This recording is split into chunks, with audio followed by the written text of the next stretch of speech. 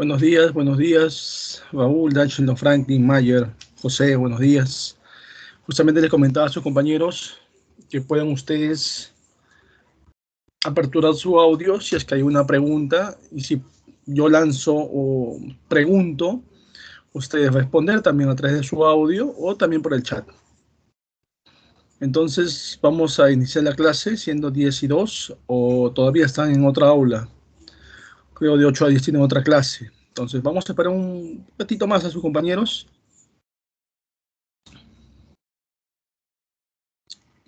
Buenos días, Franklin.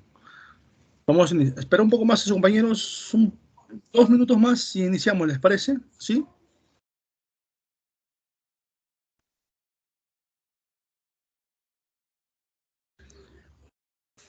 Y antes vamos conversando pues sobre el tema de literatura, ¿no? Para ustedes, ¿qué es la literatura?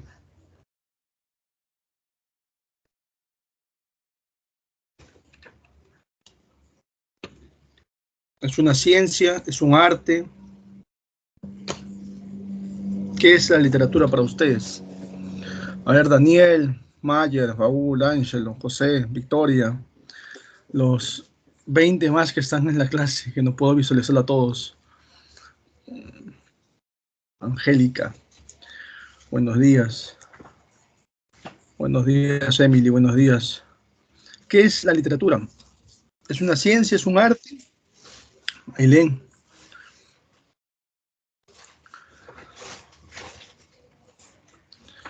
¿Es una forma de expresión humana? Claro que sí. ¿Sí? El ser humano justamente es responsable de crear cultura, y la literatura forma parte de una cultura. En este caso, una de las culturas más importantes que ha dado la humanidad, que es la cultura griega, y justamente ahora vamos a dar alusión a ellos también. Muy bien, Caterine, es un arte, ¿cierto? Es el arte de leer y escribir, se menciona. Cuando hablan del arte de leer y escribir, no solamente hace referencia digamos, a la ortografía, al expresarse de manera locuaz y correcta, ¿no? Sino también nuestro premio Nobel, por ejemplo. ¿Recuerdan quién es nuestro premio Nobel? ¿Saben quién es nuestro premio Nobel? Mario Vargas Llosa. Claro que sí, muy bien, Caterine. Mario Vargas Llosa. ¿Qué año fue el premio Nobel? 2010. 2010. Excelente, excelente, Caterine. Y recordemos nosotros que Mario Vargas Llosa justamente decía que la literatura no solamente es el arte de leer y escribir o expresarse correctamente, sino es aquel arte que sensibiliza o le da ese grado de sensibilidad a ese ser humano que justamente Raúl acaba de mencionar en el chat. Le da ese grado de sensibilidad al ser humano, porque día a día el ser humano va perdiendo justamente esa palabra humanidad. Y por eso Mario Vargas Llosa hace alusión que la literatura te otorga ello, te proporciona ello. O uno cuando termina de leer una obra no siente que ha cambiado en algo en uno. ¿A ustedes les ha pasado que han terminado de leer una obra y dicen, tienen otra forma de ver el mundo, de apreciar la realidad? Y eso justamente es lo que otorga la literatura. Te otorga ese grado de sensibilidad. ¿Sí? Hasta ahí, ese es el concepto de literatura. Ya vamos entrando justamente a nuestra unidad. Como lo ha hecho muy bien Catarín, abren su audio y tranquilamente pueden expresarse, apagan su audio luego, claro está, para que no haya interrupciones, ¿ya? Y también tienen ahí el chat que muy bien Ailén, Angélica, Raúl, Catherine, Franklin, Emily ya lo han hecho temprano, saludando, ¿verdad? Muy bien, continuamos entonces. Bueno, me voy a presentar ante todo. Justamente soy el docente Jorge Vila Castillo, a cargo del curso de literatura. Todos los sábados vamos a estar en la mañana y en la tarde. Esta unidad 1 justamente hace referencia a los géneros literarios. Y cuando hablamos de géneros literarios es la clasificación que justamente se realiza de las obras literarias. Y para ello se van a tener que organizar, se van a tener que agrupar, ¿sí? De acuerdo a sus características semejantes, pero también para diferenciarlas, ¿ya? Ahora, hay una clasificación de estos géneros literarios, una clasificación en cuanto a la estructura, y hay otra clasificación también tradicional y moderna, también le llaman. Cuando hablamos de esta clasificación en cuanto a la estructura, justamente hace referencia a lo que es forma y fondo. Y ya fue pregunta de CEPREVI, por si acaso. Clasificación de los géneros literarios, 2 puntos. Y en las claves justamente estaba forma y fondo. O también puede estar externa e interna. Profesor, disculpe, ¿cómo es esa clasificación? A ver, yo les pregunto, a ver. ¿Quién es el máximo representante del Renacimiento inglés? Era conocido como el cisne de Avon. Shakespeare. Muy bien, Franklin. Shakespeare. William Shakespeare. Muy bien, muy bien. Y él le otorga un agregado a su literatura, porque va a proporcionarle las llamadas pasiones del hombre, los famosos arquetipos, ¿no? Y a cada obra le otorga justamente ese grado de esa pasión del hombre. Por ejemplo, le daba lo que era el amor juvenil, una pasión del hombre, el amor juvenil, ¿sí? También vemos, aparte de ello, vemos los celos, pero celos enfermizos. ¿Recuerdan? El amor juvenil, Romeo y Julieta, por ejemplo. Cuando hablamos de celos enfermizos, ahí Manuel dice, buenos días, Manuel. Cuando hablamos de celos enfermizos, ¿a qué es alusión? ¿Eh? ¿Recuerdan? Celos enfermizos, Otelo, ¿cierto? Otelo. Muy bien, Manuel. Buenos días. Recordamos nosotros cuando hablamos de William Shakespeare y sus arquetipos y sus obras justamente en base a sus arquetipos, ¿sí? Hay que mencionar. Gracias, Manuel. Sí, lo tengo clarísimo. Manuel es nuestro personal administrativo que está justamente acompañándonos en el aula para poder absolver cualquier situación, bueno, de sistema o dentro de lo que es la parte administrativa, tal vez la separata, el libro, sí, que ustedes puedan tener, ¿ya? Y ahí Manuel nos va a apoyar de esa manera. Muy bien. Retomando lo nuestro, entonces esa clasificación de forma y fondo, externa e interna, ¿sí? Vamos a ver nosotros, les ponía un ejemplo de William Shakespeare, ¿no? Que es el representante más importante inglés, conocido como el cisne de Avon, y él planteaba los famosos arquetipos, ¿no? Arquetipos que a cada obra le brindaba. Decíamos Romeo y Julieta, el amor juvenil, por ejemplo. Otelo, los celos. Hamlet, la duda y la venganza. Yo les pregunto, en la obra Hamlet, ¿cómo murió el rey Hamlet? ¿Alguien sabe? Franklin, vamos. ¿Cómo muere el rey Hamlet? ¿Quién lo mata? Por ver, Su hermano. Muy bien, su hermano, su hermano. Su Profesor, hermano, sí, sí, sí, Catherine. él murió envenenado, o sea, ve. Muy bien, muy bien. Su hermano, como le dijo muy bien Daniel, y Catarina dice, lo va a envenenar, vertiéndole dentro del oído veneno justamente, ¿no? Envenena, ¿sí?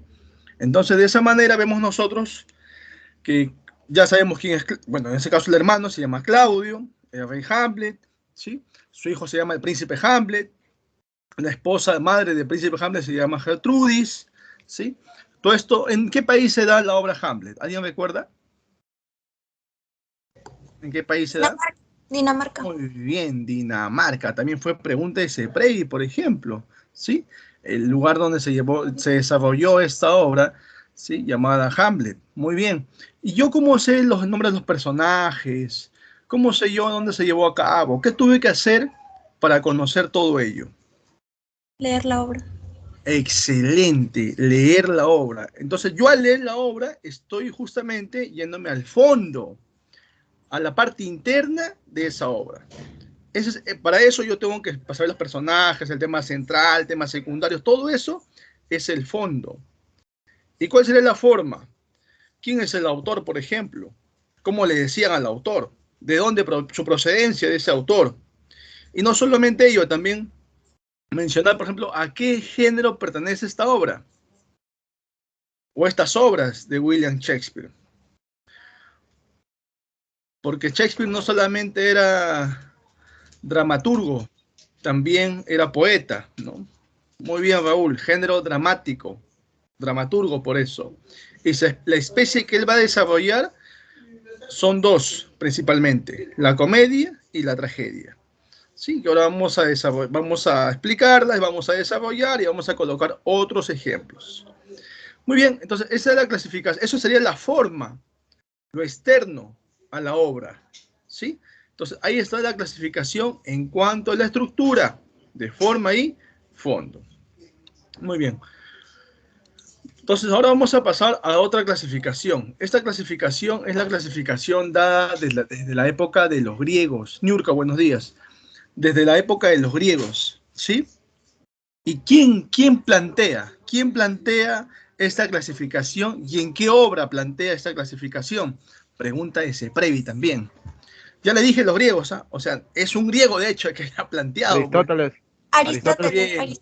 Es la poética. En su obra poética, muy bien. En su obra poética, muy bien. Ahí plantea esa clasificación. Épico, lírico y dramático. ¿Sí? Profe, ¿y la moderna? La moderna incluye al narrativo, porque aparece la novela. Va a tener su preponderancia, su importancia, su relevancia. Entonces, por ese motivo, la novela le da ese valor agregado al género narrativo que ya existía antes, desde los romanos, porque los romanos desarrollaron lo que son las fábulas, ¿sí? Bueno, ahora vamos a ver cada uno de ellos. Por ejemplo, el género épico, ¿sí? Es un género literario justamente que se va a representar de manera objetiva, ¿sí? Y para eso va a basarse en hechos del pasado, ya como dice la diapositiva ahí que ustedes están apreciando. Profe, ¿cómo hechos del pasado? A ver, yo les pregunto a ustedes, ¿existió o no existió una guerra entre griegos y troyanos? Sí existió. Claro que sí hubo guerra entre griegos y troyanos. Ahora, la otra pregunta es, ahí, excelente Raúl, ahí, ¿hubo la participación de un dios llamado Apolo a favor de los troyanos, de un dios llamado Poseidón a favor de los griegos? ¿Hubo un semidios que le decían el de los pies ligeros que participó también ahí en la guerra, en realidad, o sea, en el hecho concreto? ¿Existieron ellos? Es dependiendo, porque según la mitología griega, sí. Claro. No, ¿cierto? Como lo acaba de decir Catherine ahorita, eso es parte de la mitología, profesor. Entonces, si es mitología, es algo ficticio, algo de fantasía, parte de la imaginación, parte de la creación literaria de ese autor, pero no es parte de la realidad, no es parte de ese hecho del pasado. Entonces, una característica también importante del género épico es esa vinculación entre la realidad y la mitología, pero trata hechos del pasado. Por eso tiende a ser objetivo el género épico. Profesor, yo he leído por ahí también que hay una pregunta que suelen hacer. ¿Cuándo se originó el género épico? Bueno, si hablamos de los griegos, estamos hablando del clasicismo. ¿Ya? Muy bien. Hasta ahí es el épico. Ahora vamos a ver justamente las especies épicas. Vamos a mencionar más adelante. ¿Ya? Pero hasta ahí es el género épico. Inclusive el hombre se relaciona con la naturaleza, inclusive, ¿sí? Dentro del género épico, ¿no? Profe, ¿cómo se ve eso? En la obra Odisea, por ejemplo, Odiseo, ¿sí? Es quien va a enfrentar, bueno, va a retar a los dioses, va a desafiar a los dioses. Y hay un dios en particular, que es Poseidón, justamente, que va a impedir que llegue a su tierra, a su reino, llamado Ítaca. ¿Y Poseidón qué representa? ¿Qué representa Poseidón? ¿Dios de qué es? Los mares. Claro, Dios de los mares. Por eso dice, vincula al hombre con la naturaleza. También está Eolo en la Odisea, Dios de los vientos. ¿Sí? Bueno, hasta ahí encontramos el género épico. Ahora vamos a hablar de sus especies épicas más adelante. En el lírico es diferente al épico. Si el épico es objetivo, el lírico es subjetivo. Si el épico ve hechos del pasado, el lírico ve hechos del presente. ¿Ya? Y el lírico justamente proviene de un instrumento musical que los griegos utilizaban para poder dar a conocer sus sentimientos, sus emociones, alegría, tristezas, dolor, odio, ¿no? Etcétera, ¿no? Rencor, por así decirlo. La lira, y ahí viene el término lírico, pues. ¿Ya? Entonces, vamos a ver nosotros, muy bien, Ailén, la lira, exacto. Y vamos a ver nosotros 6 especies líricas. 3 especies épicas y 6 especies líricas vamos a ver el día de hoy. Y vamos a desarrollar una por una. El dramático fusiona ambos, la objetividad y la subjetividad, ¿sí? El dramático tiene una división interna, inicio, nudo, desenlace. Esa es la división interna del género dramático. El dramático es el único género que se puede representar a través del teatro, donde para poder comunicarse hacen uso de diálogos, ¿sí? Y cuando hablamos de teatro hablamos de un escenario. Y dentro de ello, por supuesto, hay actos y escenas, justamente. ¿Ya? Este género dramático está escrito en verso o prosa. Y vamos a ver 3 especies dramáticas: la tragedia, la comedia y el drama.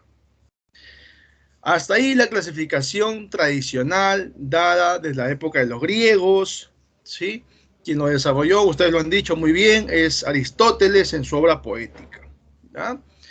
Y de ahí vino la moderna, que incluye épico, lírico, dramático y narrativo. Y ahí está lo que viene a ser, bueno, el narrativo, hablamos de la especie novela, que es la que le va a dar esa preponderancia, como les manifesté hace un momento. ¿Ya? Y justamente el narrativo está escrito en prosa, solo en prosa.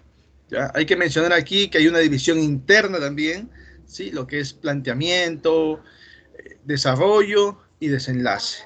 Otros le dicen exposición, nudo, desenlace. ¿Ya?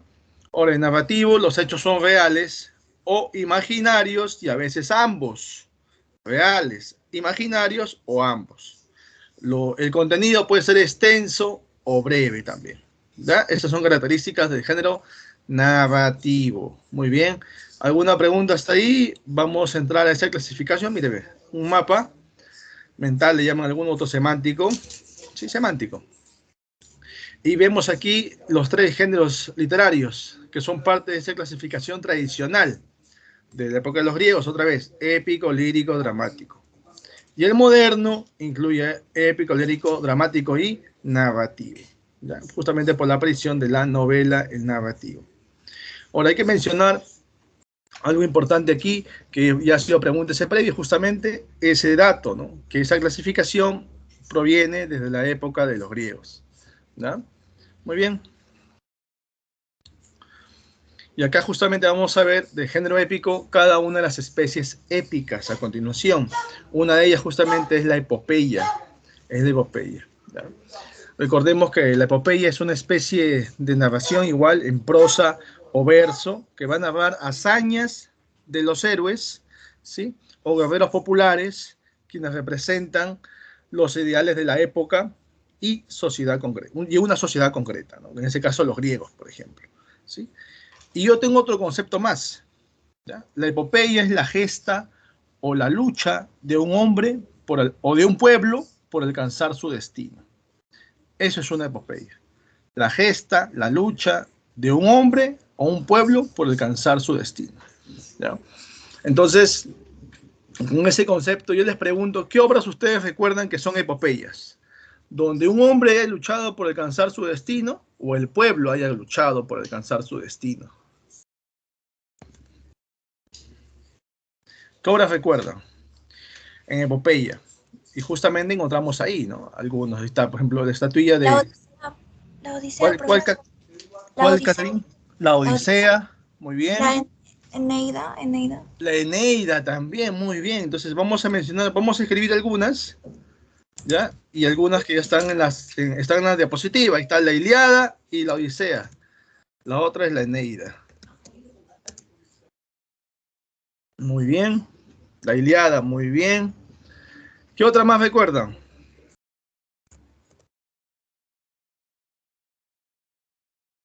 ¿Qué otra más recuerdan? Ahí leen muy bien. El Ramayana, muy bien, Sajira, muy bien. Esta de acá, La Divina Comedia también, ¿cierto? Son epopeyas clásicas, conocidas, ¿ya? Otra más, profe, ¿usted tiene otra más? Hay una epopeya que habla del origen de los dioses.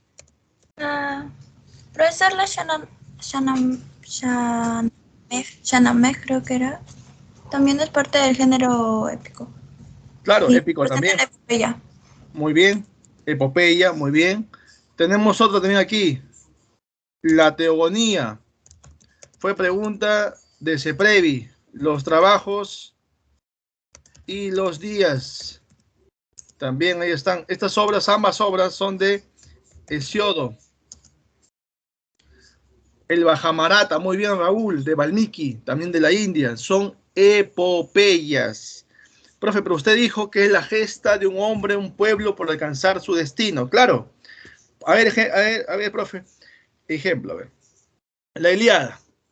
En la Ilíada, ¿quién lucha por alcanzar su destino? ¿Un hombre o un pueblo? Adelit nos dice el cantar de Mío Cid. Vamos a verlo ahora cuando hablemos justamente de cantares de gesta. Ahorita estamos en epopeya. Sí, Adelit. Ahorita vemos el cantar de Mío Cid, también vamos a mencionarlo porque es un cantar de gesta importante. Ya.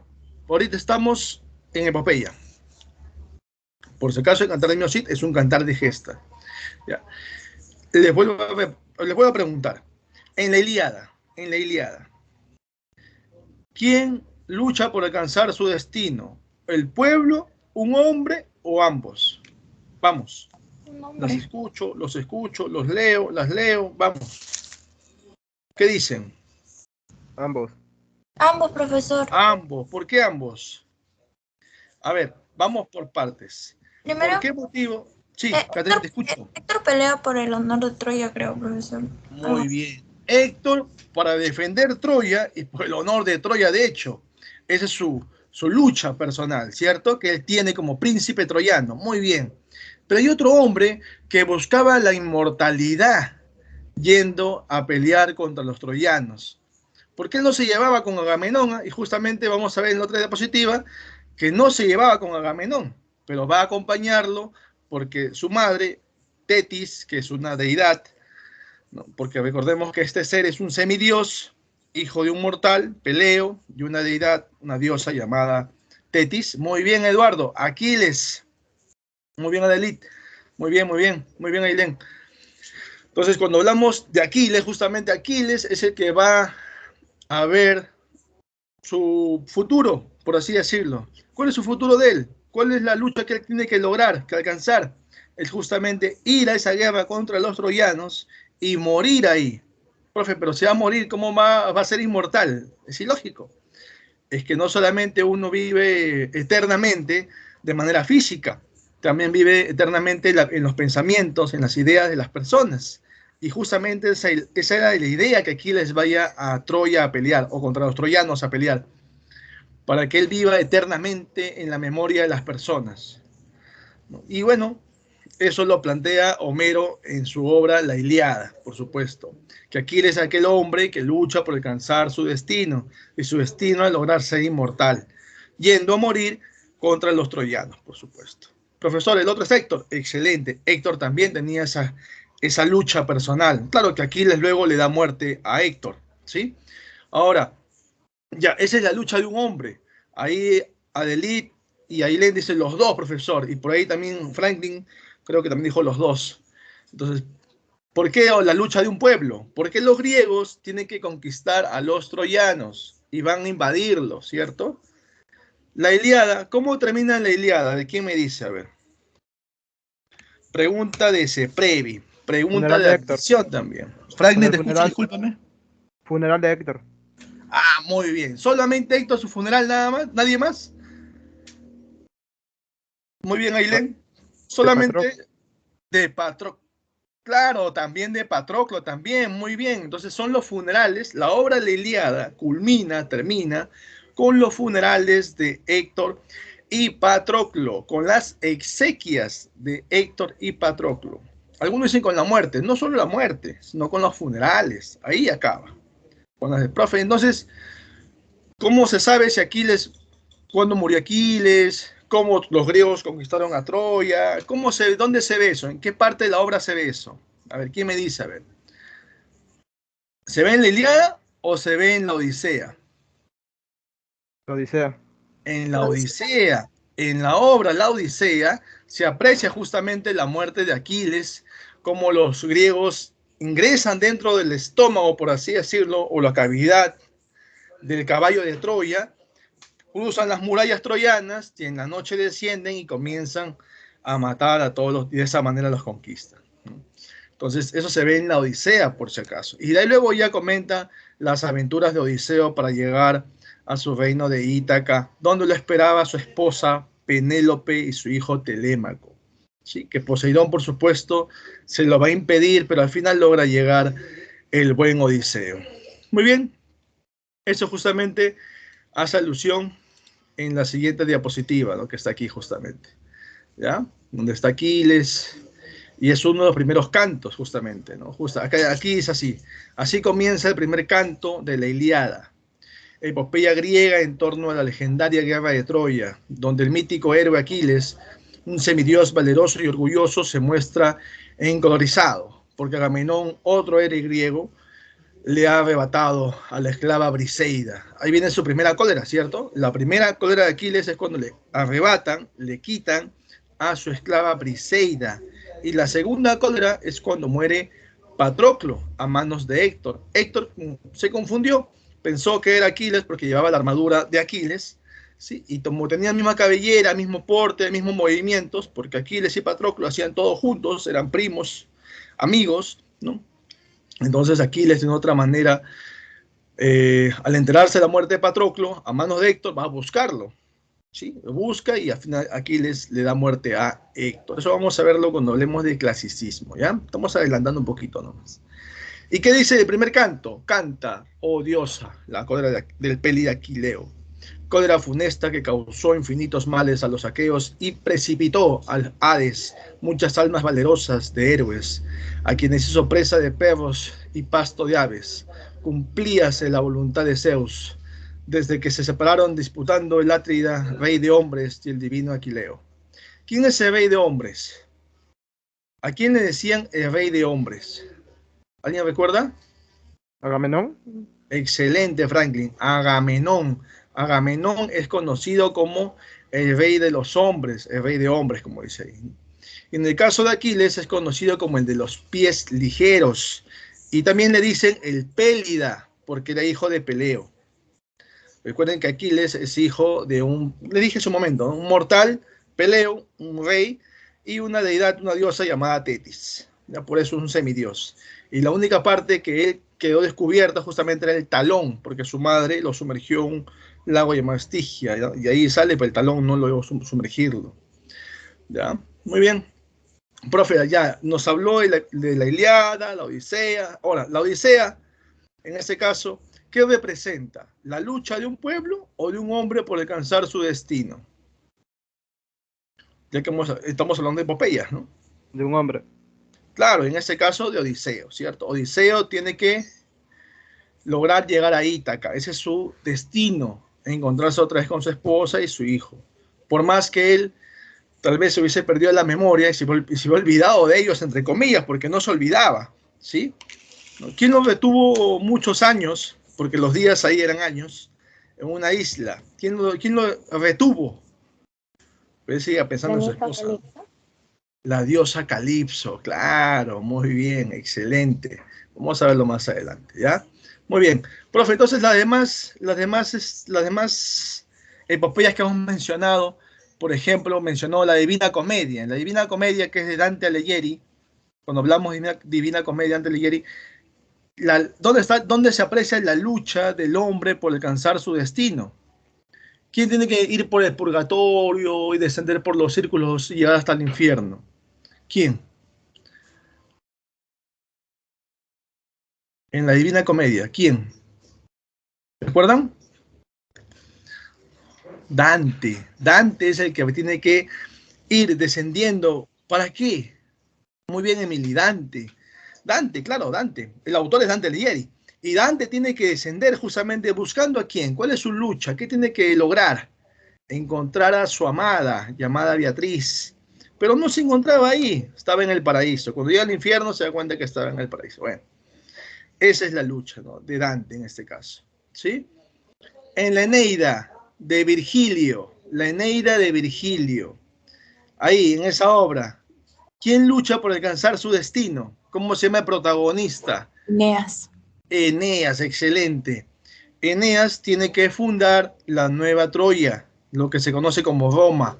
Por eso la Eneida es el canto nacional romano, ¿sí? Entonces hay la lucha de un hombre por alcanzar su destino. Por eso son epopeyas y han sido tomadas en cuenta en examen de CEPREVI. Ya, la otra también que vimos, les mencioné ahí, está la Teogonía, están los trabajos y los días de Hesiodo, que son epopeyas también, ¿sí? Ahí ustedes han mencionado el Mahabharata, el Ramayana, lo han mencionado ahí, también son epopeyas. Muy bien, hasta ahí epopeya entonces. ¿Alguna pregunta? Recuerden que la epopeya surge durante el clasicismo. Y ahora vamos a mencionar lo que Adelit justamente hacía referencia, que es el cantar de gesta. El cantar de gesta justamente da a conocer la hazaña de héroes. Y no solamente la hazaña de héroes, sino también da a conocer el surgimiento de nacionalidades. El surgimiento de una nación, la defensa, la protección de una nación y por supuesto de sus pobladores, ¿sí? Ejemplo, encontramos en cada país hay un cantar de gesta. En Francia está la canción de Roldán. Ariel dice, claro, de tipo religiosa se puede mencionar. Sí, Ariel, sí es cierto, de tipo. No hay tipo, es como tipo de novela. Novela epistolar, novela de caballería, novela picaresca. Hay tipos también, ¿no? Muy bien, muy bien. Muy bien, Ariel. Retomando lo que es cantar de gesta, en cada país hay un cantar de gesta, una obra simbólica que representa el surgimiento de la nación, en este caso de ese país, ¿sí? Encontramos en Francia, por ejemplo, el cantar de Roldán o la canción de Rolando, en Francia. En España encontramos, como dijo ahí Adelit, el cantar del mío Cid. En Alemania encontramos el cantar o el anillo de los Nibelungos. En los Países Bajos, sajones, Beaufort. Son 4 cantares de gesta que hay que mencionar. Hay más, sí hay más, pero estamos mencionando 4, los más importantes, ¿ya? Y en cada país hay una persona encargada de dar a conocer estos cantares de gesta. Por ejemplo, en Francia, ¿quién es ese poeta errante que da a conocer el cantar de Rolando, por ejemplo? ¿Cómo se llama? Tiene un nombre. En España también tiene su nombre. En Alemania también tiene su nombre. Y en los Países Bajos también hay un poeta errante con nombre propio, por supuesto. O bueno, nombre propio no, sino una forma de conocerlos a ellos, ¿ya? En ese país, ¿no? ¿Alguien recuerda? Muy bien, Ailén. Ailén recuerda los juglares, por ejemplo. Vamos en ese orden, ¿ya? En ese orden. En Francia están los trovadores, que dan a conocer la canción de Rolando, el cantar de Roldán. Es lo mismo, ¿ya? En España están los juglares, como muy bien Ailén lo acaba de mencionar, con el cantar de Mío Cid. En Alemania están los escopas, con el anillo de los Nibelungos o el cantar de los Nibelungos. Y en los Países Bajos escandinavos, sajones también le dicen, Beaufort, y el encargado son los escaldas. Ellos son los poetas errantes que justamente van a encargarse de transmitir estos cantares de gesta, ¿ya? Profe, pero ahí yo veo en la diapositiva, dice, Per Abad, cantar de Mío Cid. ¿Quiere decir que él es el autor? Me han preguntado la otra vez. Y yo les digo, no. Él es el copista. En un inicio quiso pasarse como autor, pero Antonio Menéndez Pidal, un estudioso de esta obra, le dice, un momentito, tú no eres el autor. El autor es un juglar del pueblo de Medinaceli. Es un anónimo. Tú lo que has hecho es transcribir, copiar nada más. Eres un copista. Y Antonio Menéndez Pidal, inclusive, es el que divide la obra de Cantar de Gesta en tres cantares. El destierro del Cid, la boda de las hijas del Cid y la afrenta de Corpes. ¿Sí? Entonces, por mencionar nada más, por mencionar. ¿Ya? Profe, hace un momento usted dijo que la epopeya apareció en el clasicismo o durante el clasicismo. ¿Y el Cantar de Gesta cuándo aparece? ¿Durante qué aparece? ¿Alguien recuerda? Medieval. Excelente. El Cantar de Gesta aparece en la época medieval, del medioevo. Ahí aparece. Excelente, señorita. Muchas gracias. Bueno, ¿alguna pregunta hasta ahí? ¿Alguna duda del Cantar de Gesta? Hasta ahí vamos. 2 especies épicas. 2. Profe, yo vi una pregunta de Ceprevi también, y también admisión he visto también. Similar pregunta. ¿Sí? ¿Cómo se llama el poeta errante? Usted habló de poetas errantes. En Francia, trovador. En España, juglar. En Alemania, escopa. En Países Bajos, escandinavos, sajones, escaldas. Pero decía poeta errante griego. ¿Cómo se conoce al poeta errante griego? ¿Ah? ¿Cómo se le conoce? Se le conoce como de 2 maneras. Y ha sido pregunta de Ceprevi de las 2 maneras. Un año una, un año otra. Y también en admisión también he visto igual. Poeta errante griego se llama Aedo, o también se le dice Rapsoda. Aedo o Rapsoda. Profe, pero disculpe, acá en Cantar de Gesta usted no ha mencionado ningún cantar de gesta griego. Es que no había en ese momento un cantar de gesta griego, ¿no? Entonces, ¿dónde encontramos un Aedo, un Rapsoda, un poeta errante griego? En el clasicismo. Justamente este hombre, Homero, autor de la Ilíada y la Odisea, es un poeta errante. Es un poeta errante. Muy bien, un rapsoda. Es un aedo. Aeda también le dicen algunos. Aeda también le dicen. O rapsoda. Profe, pero usted hace un momento dijo que eran poetas errantes, que no se sabía su nombre, que eran anónimos. Es que Homero, en realidad, no se sabe si existió. Homero le dice porque se menciona que el hombre que transmitía, daba a conocer, cantaba, recitaba, declamaba estos versos de la Ilíada, la Odisea, era un hombre que no veía, era ciego.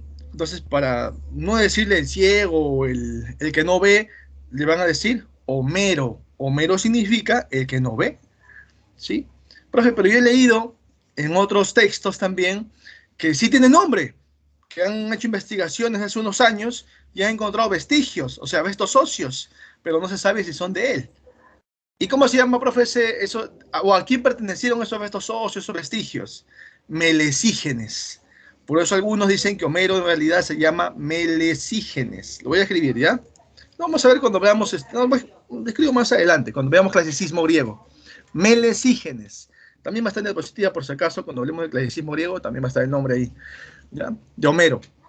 Bueno, entonces, pero Homero lo ubicamos durante clasicismo, epopeya.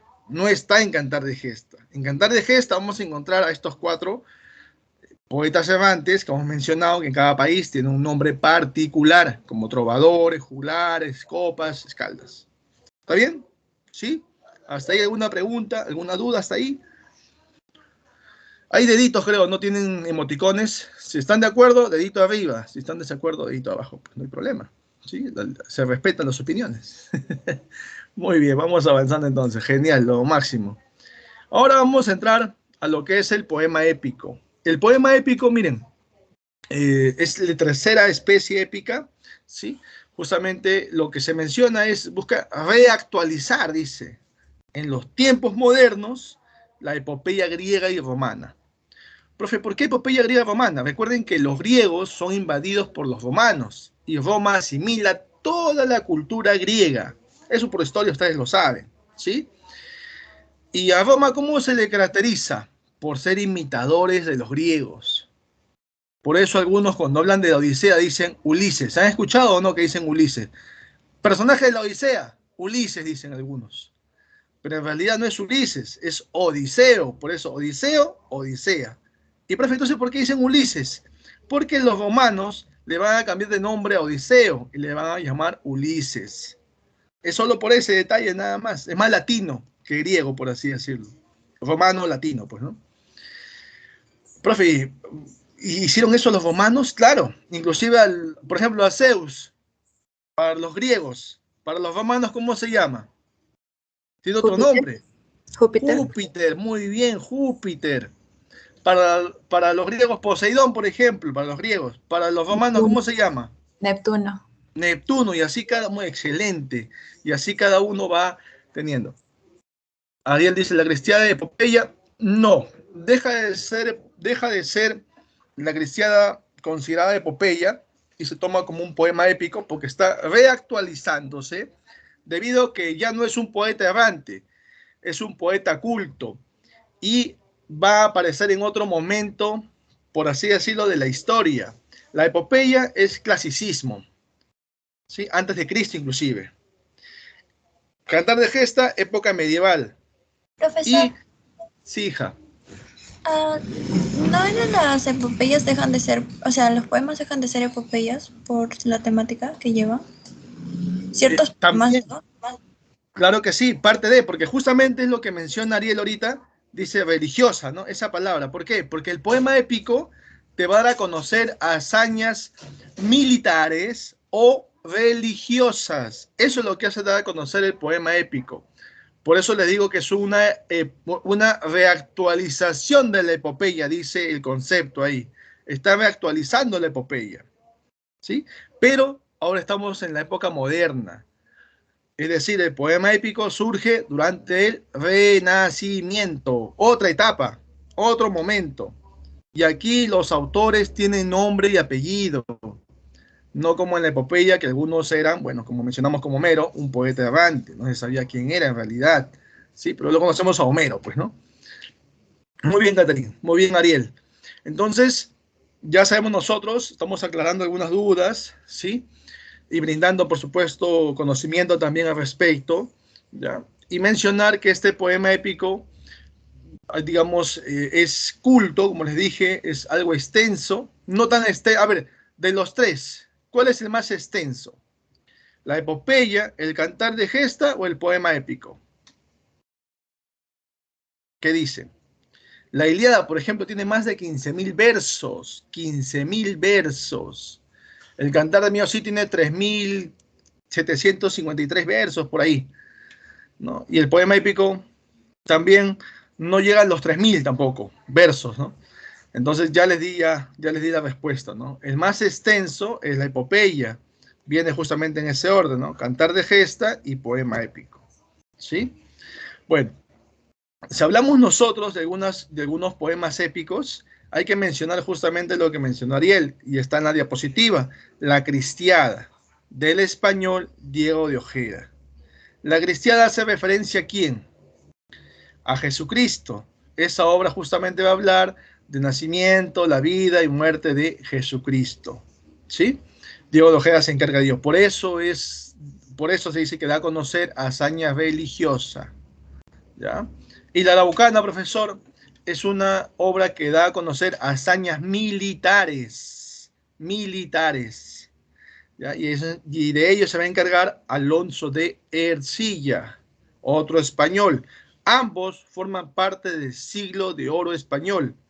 Si ustedes recuerdan, siglo de oro español comprende dos movimientos, Renacimiento y luego viene el Barroco, ¿ya? Profe, la Araucana, usted dice que es una hazaña militar. Ahí que encontramos batallas.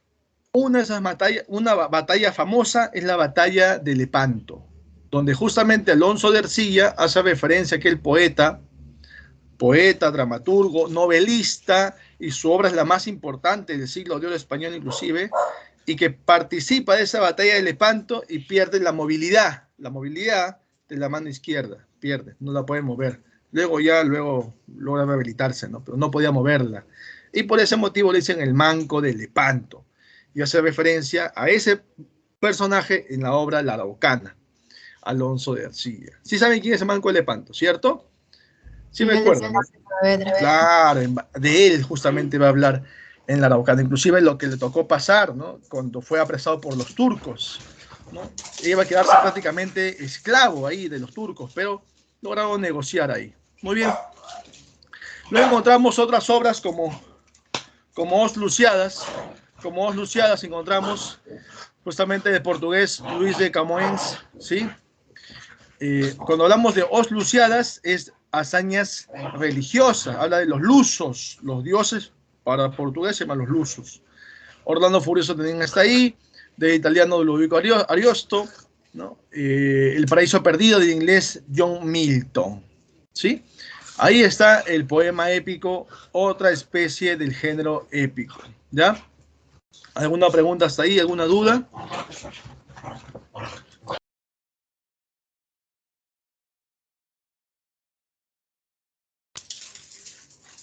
¿Alguna pregunta, alguna duda? ¿Vamos bien? ¿Sí? Muy bien, vamos bien. ¿Tienen preguntas? Pueden hacerlo, no hay problema. Perfecto. Si no hay preguntas, entonces vamos a justamente a desarrollar otro género, el género lírico, ¿sí? Y el lírico, como mencionamos hace un momento, provenía del instrumento lira, por ahí alguien lo escribió, recuerdo, ¿sí? En el cual se plasmaban los sentimientos, emociones de los griegos plasmaban todo ello, ¿no? Con ese instrumento musical. Y dijimos inclusive que a diferencia del épico, el lírico era subjetivo y el tiempo poético era el presente. Eso quiere decir que el épico era objetivo y hechos del pasado. Muy bien, retomando lo que es el lírico, encontramos 6 especies líricas: oda, elegía, égloga, madrigal, epístola y epigrama. Vamos a desarrollar cada una de ellas. ¿Ya? Por ejemplo, la oda. ¿Qué expresa la oda? La oda expresa entusiasmo, alabanza, exaltación hacia alguien, hacia algo.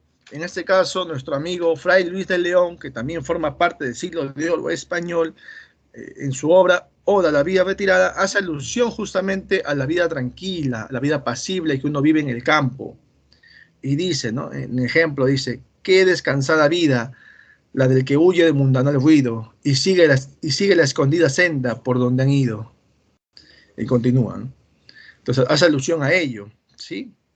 Exalta, ensalza, lo hace con mucho entusiasmo, ¿ya? Ahora, ¿qué otras odas más ustedes recuerdan? A ver, donde se aprecia alabanza, loa, exaltación, entusiasmo sobre alguien, por alguien. ¿Recuerdan otra oda? Yo recuerdo un par. Yo recuerdo esta, a ver.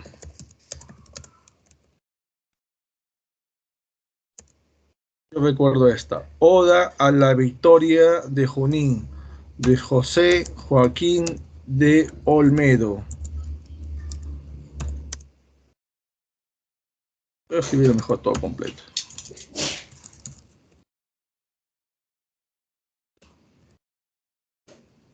¿Recordaron?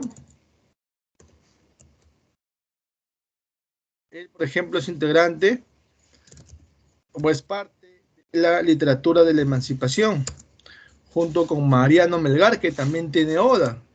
Oda a la libertad, a la soledad, al autor del mar, por ejemplo, Mariano Melgar. Profesor, Oda al Niágara. ¿Don? Oda al Niágara de José María Heredia. Muy bien, también, muy bien, excelente, ¿sí?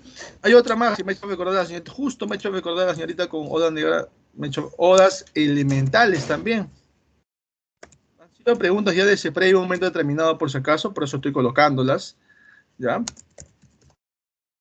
No, segundo premio Nobel chileno, Pablo Neruda, odas elementales, donde está oda al vino, oda a la cebolla, por ejemplo, ¿sí? Odas elementales de Pablo Neruda, ¿ya? ¿Hasta ahí alguna pregunta? Vamos avanzando, ¿está bien? Hasta ahí las odas, ya saben, exaltación, entusiasmo, loa, alabanza hacia alguien, una situación, ¿ya? Pasamos a otra especie, la elegía, ¿no?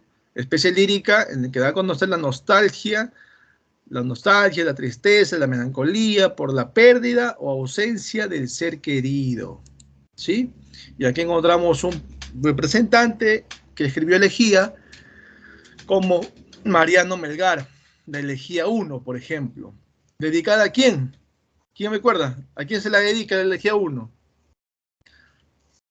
A su musa, su inspiración, aquella mujer que él se enamoró perdidamente y quiso ser alguien en la vida por ella.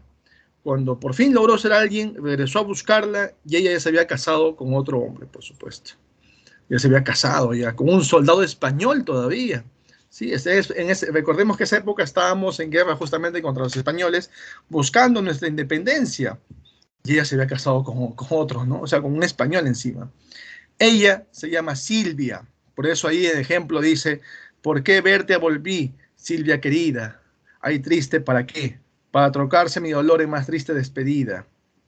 Y ahí hace mención justamente a ese despecho, esa desazón que sufrió al enterarse que Silvia se había casado con otro, ¿no? Y él prácticamente no le quedó otra más que volarse las tropas del brigadier Mateo García Pumacagua, es decir, servir a su patria. Al final muere fusilado, ¿sí? Muy bien, muy bien. Aparte de Marina Melgar y esa elegía, ¿qué otra elegía más recuerdan? ¿Recuerdan esta elegía? Profesor, elegía del recuerdo imposible de Jorge Luis. Ya, también es válido, ¿sí? Miren, hay muchas obras, una diversidad de obras, diversas obras, pero algunas sí son tomadas en cuenta en admisión, que son, digamos, las obras clásicas, las obras que han logrado más, digamos, realce en la sociedad, ¿no? Entonces, a mí me puede gustar una, pero esa que yo leo y que a mí me gusta, tal vez no lo consideran en el examen de admisión, o en este caso de CEPREVI, ¿no? Nosotros como institución. Entonces, muy bien. Ahí Ailén dice, coplas a la muerte de mi padre. Muy bien, de mi padre. Pero cuando uno lee, dice, de su padre, ¿no? De Jorge Manrique, el español. Muy bien, Catarín. Muy bien, Ailén, muy bien, Ariel. Coplas a la muerte de mi padre, de Jorge Manrique, el español. Ah, ah, ah.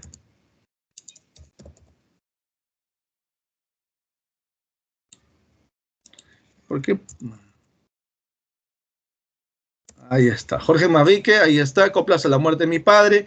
Les coloqué Trilce en un momento de César Vallejo, también es una elegía. Ahí Catherine dice la elegía a las musas, también, también, también. ¿Por qué? Porque hace alusión a la ausencia, ¿sí? A la ausencia o a la pérdida de alguien, ¿sí? Entonces son elegías, ¿no? Por eso son elegías, ¿ya? Otra. Tristitia de Abraham Valdelomar, excelente. Clásico ahí, también pregunta ese pre, muy bien, Zahira. Zaira, perdón, ¿no? Zaira. De Valdelomar, muy bien. Y tengo una más para ustedes. A ver, esta de acá. Por ahí alguien más, a ver. Los versos de Nemoroso Cueta. Ya, acuérdate. Y también esta de acá. Acuérdate de mí. De Carlos Augusto Salaverry, que vamos a verlo más adelante cuando hablemos de romanticismo peruano, ¿sí? Valdomar vamos a verlo en el postmodernismo peruano. Jorge Manrique vamos a mencionarlo cuando hablemos de literatura española, vamos a mencionarlo también, ¿sí? Muy bien, muy bien. Entonces son elegías que hay que recordar y que han sido tomadas en cuenta en el examen de CEPREVI y también en su momento de admisión. Muy bien, estamos bien. Vamos a la otra especie, a la égloga. Y la égloga también expresa tristeza, expresa melancolía, también alegría, ¿por qué no? Pero la diferencia es que lo va a hacer a través de personajes pastoriles. Personajes pastoriles o van a tratar de hablar de la vida en el campo, la vida campestre. Eso es una égloga, ¿sí? Égloga conocida, la égloga 1 de Garcilaso de la Vega, llamado Salicio y Nemoroso. Hoy se movió. Salicio y Nemoroso. Vamos a colocar acá Salicio y Nemoroso. La égloga 1 de Garcilaso de la Vega. Ahí está. Profe, otra íloga por ahí que recuerde. Y pregunta también de Ceprevi. También. El mismo autor. Idilios, ya. Ya. Pregunta de Ceprevi. Autor también de la Eneida.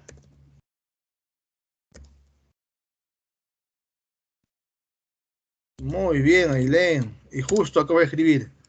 Excelente. Las bucólicas, las geórgicas de Virgilio. ¿Sí?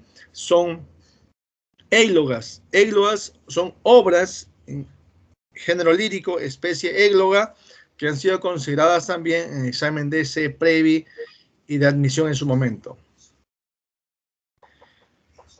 Ya. Soliloquio de Salicio. Es cuando Salicio se expresa en sí mismo, ¿no? O sea, solo, ¿no? Comienza a hablar solo, por así decirlo. Claro.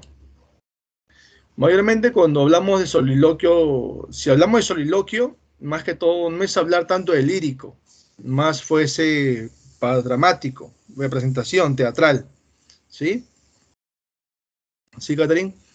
Bueno, vamos a pasar a otra especie lírica, el madrigal, justamente. El madrigal expresa amor, pero a las cualidades físicas de la mujer. Excelente, Catherine.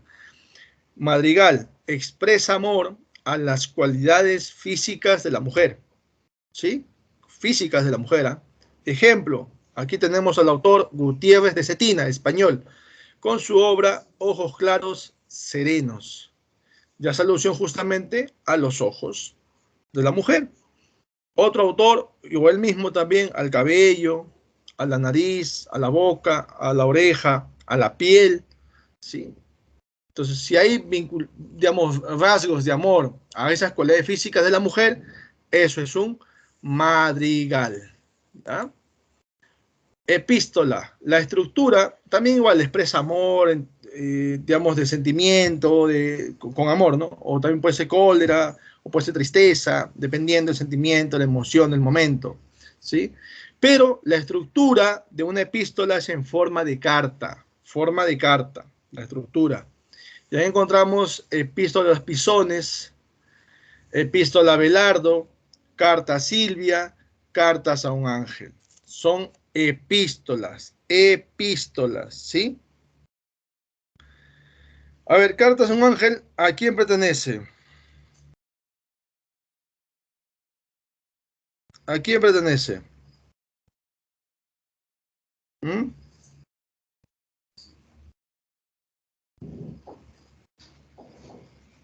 ¿Quién dice? ¿Quién recuerda? Auxi Marciano. ¿Cartas a un ángel? ¿El libro, ¿Segura? el libro no es de Auxi Marciano, profesor? ¿Cartas a un ángel? No. Cartas a un ángel pertenece a un romántico, justamente que hemos mencionado hace un momento, ¿no? Peruano. ¿A quién? Salaberry. Salaberry. Claro, Carlos Augusto Salaberry, Carlos Augusto Salaberry, ¿sí? Y dentro de ello, o sus obras en sí, encontramos Acuérdate de mí, que es una elegía, mencionamos, ¿sí? Cartas a Silvia, mencionamos también ahí que escribió elegía 1, tiene su epístola él, Mariano Melgar, muy bien Juan, muy bien Ariel, muy bien Joaquín, ¿sí? Epístola Abelardo es anónimo, pero se hace llamar Amarilis, ¿ya? Epístola a los Pisones, su arte poética es de Horacio, el poeta latino, uno de los poetas latinos importantes también, ¿ya? Muy bien, ahí está la epístola. Y para terminar, terminar el género lírico, vamos a ver justamente que el epigrama es una composición breve, pero con un contenido satírico, burlesco, irónico, de mofa, ¿sí? Y encontramos aquí algunos epigramas, como por ejemplo La Jeta del Guerrero. ¿Quién fue el autor de La Jeta del Guerrero? ¿Hay quien recuerda? A ver. ¿Quién fue el autor de La Jeta del Guerrero? ¿Hay quien me gana escribiendo? A ver. ¿O quién lo dice? A ver. A él le decían el señor de la sátira, anticriollista. ¿Recordaron? Costumbrismo peruano.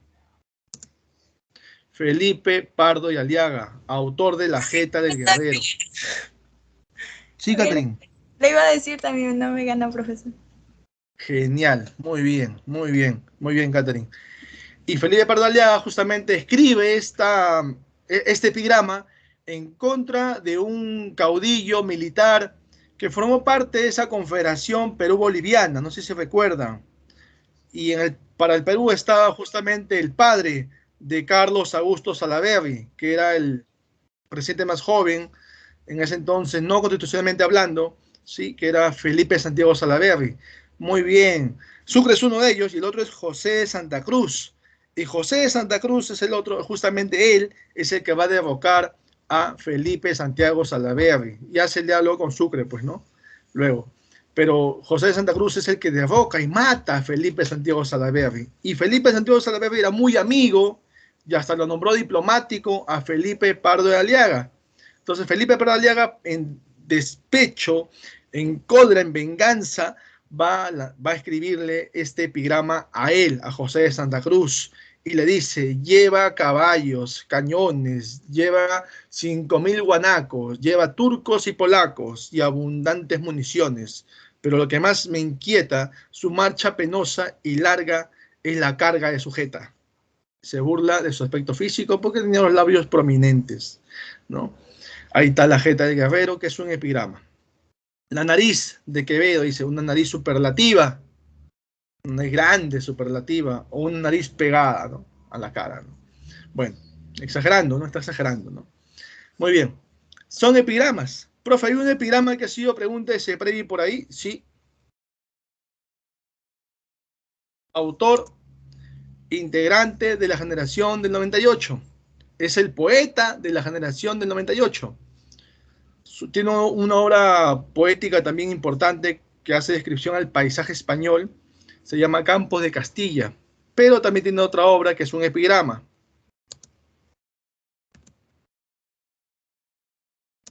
¿Recordaron quién es?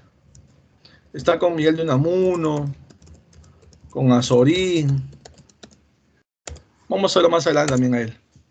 Antonio Machado, Proverbios y Cantares. Es un epigrama también que va a escribir este autor. Muy bien. ¿Alguna pregunta hasta ahí? ¿Alguna duda? Eso es género lírico. Vamos a pasar a otro género ahora. ¿Alguna pregunta hasta el lírico? Ya vimos épico, ya vimos lírico. Y vamos a terminar con la clasificación tradicional, el dramático, ¿sí? ¿Está claro hasta ahí? ¿Vamos bien? Ya saben, deditos arriba. O si no, si tienen preguntas, háganlas, no hay problema. Ah, ya, muy bien. Avanzamos entonces, seguimos avanzando. Y dijimos que el género dramático era aquel género que fusionaba la objetividad con la subjetividad, ¿cierto? La división interna era inicio, nudo, desenlace. Inicio, nudo, desenlace. Mencionamos también que era el único género que se podía representar a través del teatro. En un escenario donde había actos, escenas. Estaba escrito en verso o prosa. La forma de comunicarse era a través del diálogo. Muy bien. Cuando hablamos de género dramático, recordemos 3 especies dramáticas: comedia, drama y tragedia. A ver, yo les pregunto, para saber nomás, yo quiero conocer nomás. Quiero ver sus saberes previos, a ver. ¿Cuál de estas 3 especies encierra las otras 2? ¿Cuál de estas especies dramáticas vincula las otras 2? Relaciona las otras 2. Tragedia. Tragedia, dice Catherine. Vamos, muy bien. Drama. Ah, drama. Drama. María también dice tragedia, también. Drama, muy bien. El drama vincula, relaciona comedia y tragedia. ¿Sí? De comedia y tragedia. Miren, a veces uno participa, a mí me gusta, yo cuando voy, bueno, vale la redundancia, participo de algunas conferencias o clases o charlas, yo también participo y a veces puedo estar equivocado, puedo equivocarme. La idea es aclarar lo que yo estoy pensando en ese momento. Creo que es así, lo aclaro. Ya. O tal vez puedo discrepar también, porque voy a decir, no, pero ¿por qué? No hay problema, ¿no? Pero si estamos ahorita, ustedes están en un proceso de formación y están preparándose para el examen de ese previ, que es lo que viene, ¿sí? Y por qué no, más adelante, otra carrera tal vez, ¿no? Admisión, ¿no? Es una posibilidad. Entonces, bueno, acá aclaramos, y no solo en mi curso, en cualquier otro curso también igual, aclaran sus dudas, pregunten, ¿sí? Porque aquí, en clase, podemos equivocarnos, pero en el examen ya no, ya. Por eso hay que aclarar todo aquí en clase, ¿ya? Entonces, con esa premisa, continuamos. El drama, y no tengan reparo, me equivoqué, ay, qué vergüenza, no, no, es parte de, estamos en un proceso, por si acaso, ¿ya? Para el examen, ¿ya? Muy bien. Entonces el drama, ya sabemos, vincula los otros dos, tragedia y comedia. Entonces pasamos ahorita a hablar de la tragedia. Y la tragedia justamente menciona en la diapositiva, dice, obra que se refiere a un episodio fatal de la vida en que el personaje principal, un ser noble y heroico, se enfrenta a un destino adverso que termina por vencerlo. Y yo inicio con una premisa. El hombre, por más que intente cambiar su destino, no lo consigue. El hombre, por más que intente cambiar su destino, no lo consigue. Profe, a ver un ejemplo, a ver una obra, a ver que hable de ese que quiere cambiar su destino, pero no lo consigue. Justamente, nace un niño en un pueblo llamado Tebas. Tebas. Y el rey Layo y la reina Yocasta quieren deshacerse de ese niño, porque según el oráculo que Layo había consultado, decían que lo iba a matar y se iba a casar con su madre. ¿Sí? ¿Cómo se llama la obra? ¿Cómo se llama la obra? Quiero que me digan la obra. ¿Cómo se llama la obra? Y ese niño luego es entregado a un pastor para que se deshaga de él. Pero luego el pastor entrega un mensajero, el mensajero llega a Corinto, Corinto crece en otro reino llamado, bueno, con los reyes Pólibo y Mérope, se hace un hombre, pregunta al oráculo, le dice, va a matar a tu padre, va a matar a tu madre, no puede ser, quiere cambiar su destino otra vez, y se va del pueblo de Corinto dejando a su padre y madre, supuestamente, él creía que eran su padre y su madre, y se va, y en camino a Tebas, porque se entera que una esfinge está devorándose a los hombres, porque no respondía un enigma, bueno, mata a su padre, llega ya, resuelve el enigma de la esfinge y se casa con la reina, o sea, se había casado con su madre, ¿sí? Muy bien, ya ustedes lo dijeron ahí, está muy bien. Edipo Rey. Edipo Rey. Profe, ¿por qué no Edipo? El personaje se llama Edipo, el personaje, ¿ya? Pero la obra se llama Edipo Rey. Profe, pero yo leí una obra de Edipo. Ah, sí, hay una obra de Edipo que es de Séneca. Recuerden, Séneca es romano, es latino, y lo que él busca en este caso es, bueno, va a imitar lo que es Edipo Rey, ¿no? Pero le llama Edipo nada más. En cambio, Sófocles escribe esta obra que muy bien Joaquín, Sebastián, Carla, Ariel, Emily, Bianca, estoy seguro también han mencionado Edipo Rey. ¿Ya? Muy bien. Entonces, eso es una tragedia. El hombre, por más que intente cambiar su destino, no lo consigue. Y Edipo no lo va a conseguir en Edipo Rey. ¿Ya? Muy bien, ¿qué otras tragedias más recuerdan? Ahí en la diapositiva justamente menciono otra obra de Sófocles. Aparte de Edipo Rey, tiene Antígona. Antígona también está de Sófocles. Ahí encontramos al padre de la tragedia griega. ¿Recuerdan ustedes quién es el padre de la tragedia griega? Muy bien, Ariel. El Rey Lear, profe. Claro que sí. El Rey Lear es una obra de William Shakespeare, al igual que Macbeth. También son tragedias. Muy bien. Romeo y Julieta es tragedia. Otelo es tragedia. Hamlet es tragedia. Julio César es tragedia. Son muy bien, Ariel. Muy bien. Y aquí quiero mencionar al padre de la tragedia griega. ¿Alguien sabe cómo se llama? Él se llama y es autor de la trilogía griega más importante. Esquilo. Lo máximo, lo máximo. Esquilo. Y la trilogía griega más importante se llama La Orestiada. Es una tragedia importante también, ¿sí? También tenemos Prometeo encadenado, Los siete contra Tebas. Son obras que han sido preguntas de Seprevi, por si acaso. Apunten, apunten, ¿ya? O lo voy a escribir mejor.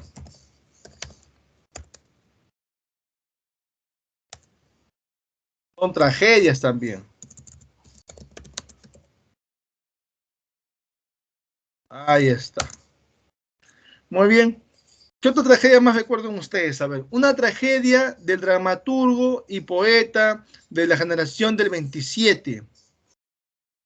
Dramaturgo y poeta de la generación del 27. Profe, hay un montón de dramaturgos en la generación. No, del 27 la mayoría son poetas.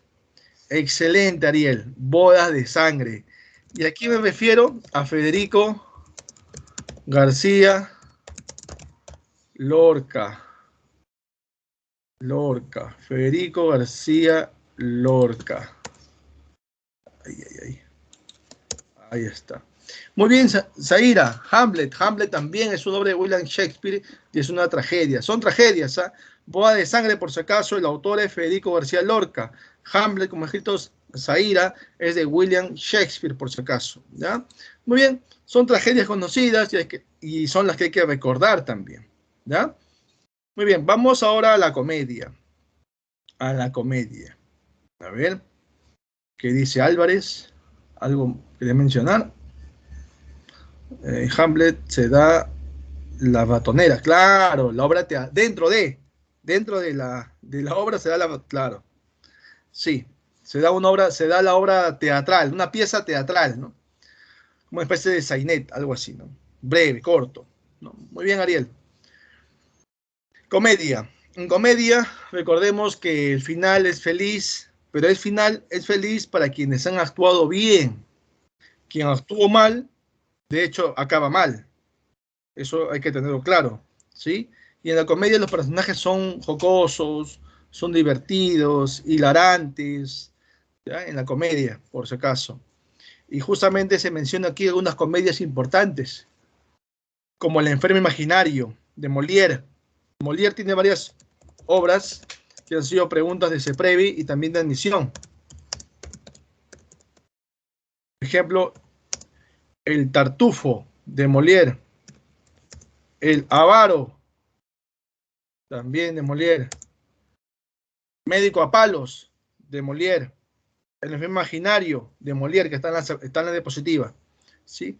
También encontramos a Tirso de Molina, con El burlador de Sevilla. Ahí está, Tirso de Molina. ¿Ya? ¿Qué otras comedias más encontramos? A ver, ¿qué otra comedia más recuerdan? Ya que han hablado de Shakespeare, ¿qué comedias recuerdan de Shakespeare? Yo recuerdo una que fue pregunta de Seprevi. Representa el machismo. Tiene como arquetipo el machismo. La fierecilla domada. Encontramos el mercader. El mercader de Venecia. Ahí está, también es otra pregunta de ese previo. Otra, La Tempestad, también en comedia de William Shakespeare, también ahí está. ¿Ya?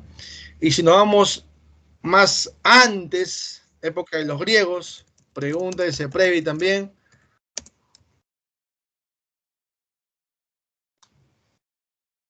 Las nubes, ¿de quién? ¿Las nubes de quién? Ah, está lo máximo. Aristófanes. Ahí está. Bueno, ustedes me entienden ahí, ¿no? A veces escribe uno rápido, se pone mayúscula, minúscula. Pero ya saben que la primera es mayúscula, el resto es minúscula, lleva tilde en la O. El rey Lear, Zaira, dijimos, es una tragedia. Y lo escribió, creo, también alguien más en la parte superior, si es que no me equivoco. Alguien más lo escribió. Sí, lo escribió Ariel. Ariel lo escribió. Ya, Zaira, el rey Lear es tragedia. Y Ariel dice Aristófanes. Muy bien, Las nubes de Aristófanes. También es comedia, por si acaso. ¿Ya? Una comedia peruana que recuerden, a ver, del que le decían el padre del teatro peruano. ¿A quién le decían el padre del teatro peruano? ¿Quién? Manuel. Manuel, se llama Manuel, muy bien. Vamos. Asensio. Asensio y Segura. Sí. Muy bien, Bianca, muy bien. Y voy a poner las siglas nada más. M, la A y termino en Segura, ¿ya? Manuel Asensio Segura y su obra y su comedia, que también ha sido pregunta de Seprevi, Ñacatita. Y hay una que se llama El Sí, del español Leandro Hernández de Moratín. El sí de las niñas. Ahí está. El sí, también comedia también. Son comedias que hay que recordar, y han sido tomadas en cuenta en el examen de CEPREI y también de admisión en su momento. Ahí está Ñacatita, el matrimonio por interés. Ñacatita es el personaje justamente chismosa, entrometida, cizañosa, ¿no? Que hace que los esposos Jesús y Rufina estén peleados. Al final ella va a hablar a favor de don Alejo para que pueda casarse con Juliana, pero no resulta porque al final se va a descubrir que don Alejo no tenía ni linaje, ni prosapia, ni clase social, ni dinero, y encima estaba casado. Bueno. Y en tragedia ya hablamos ya de Edipo Rey, de Sófocles, ¿cierto? Se los comenté brevemente. Más adelante vamos a hablar también de esa obra. Muy bien. Y por último, la fusión de la tragedia y la comedia, que viene a ser el drama. El drama. El objetivo, lo subjetivo también se plasma aquí en el drama. Da una tendencia también filosófica. Inclusive este planteamiento de una investigación puede ser parte del drama también, una tesis, por así decirlo también, ¿ya? Porque ve parte objetiva y subjetiva a la vez, ambos. Bueno, y aquí en el drama hay una característica particular, muy aparte de la parte trágica que encierra el drama tiene un personaje cómico. Hay un personaje cómico, hay un personaje gracioso, ¿sí? Ya saben que el drama es fusión, vuelvo a repetir, es la fusión de la tragedia y comedia. Y en la comedia se hace presente con el personaje cómico, ¿ya? Ahora, a ver, ¿qué obras en drama recuerdan ustedes? Ahí en la diapositiva está Ollantay. La vida es un Obra sueño. peruana. Muy bien, muy bien. Y ahí Franklin acaba de decir La vida es sueño, profe. Muy bien, ya. Antes de entrar a esa obra española, en Ollantay, ¿quién es el personaje cómico? ¿Quién le agrega ese carácter cómico en Ollantay? ¿Cómo se llama el personaje? ¿Alguien recuerda? Yo les digo, Ollantay, personaje cómico, Piquichaki. Ahí Franklin nos dijo, la vida es sueño, profe. Ya, la vida es sueño, muy bien. ¿Y cómo se llama el personaje cómico en la vida es sueño? Raúl, ahí estaba, cerca casi Raúl. Ahí está, Piquichaki. Estabas por ahí, muy bien, Raúl. Tienes la idea, lo importante es la idea. Acá aclaramos la idea, le damos forma a la idea. ¿Ya? La vida es sueño, muy bien. De Pedro Calderón de la Barca, ¿cierto? Calderón de la Barca, que es discípulo de Lope de Vega. ¿Ya? Parte del teatro barroco, ya, parte de barroco, ya, del siglo de oro español. ¿Ya? Y en La vida de sueño, de Pedro de la Barca, ¿cómo se llama el personaje cómico? ¿Recordó alguien por ahí? Ahí está. Clarín, Clarín. ¿Ya? Y por ahí nuestra amiga, nuestra compañera, Zaira, dice, Fausto, profesor. Claro que sí, Fausto, y ha sido pregunta de Ceprevi también, al igual que La vida de sueño, ¿sí? En Fausto encontramos también que es de Golfanguet, el autor es Golfanguet. Golfanguet, ¿cómo se llama el personaje cómico? No creo que se confundan, ¿no? Voy a poner mejor autor, ¿ya? No voy a ser que después me digan, profe, usted dijo cómico Get. No, el cómico no es Get, el autor es Get. ¿Y cómo se llama el personaje cómico? Se llama Wagner o Warner. ¿Ya? En Fausto. Fausto, ¿recuerdan Fausto, no? Un hombre dichoso que conocía todo lo que el hombre puede conocer en este mundo. Era un hombre muy culto, ¿sí? Pero era ya de avanzada edad y se había enamorado de una jovencita. Y para enamorarla a la jovencita tenía que ser joven. Entonces quería hacer magia para hacerse más joven. Pero no lo consigue porque Wagner lo hacía, como se dice, fracasar. Y él se sentía impotente. Un par de veces quiso matarse, suicidarse. Pero dijo, mejor no, mejor le vendo mi alma al diablo para que sea más joven. Y apareció el diablo llamado Mefistófeles. Un hombre interesante, el diablo. en la obra Fausto. Muy bien.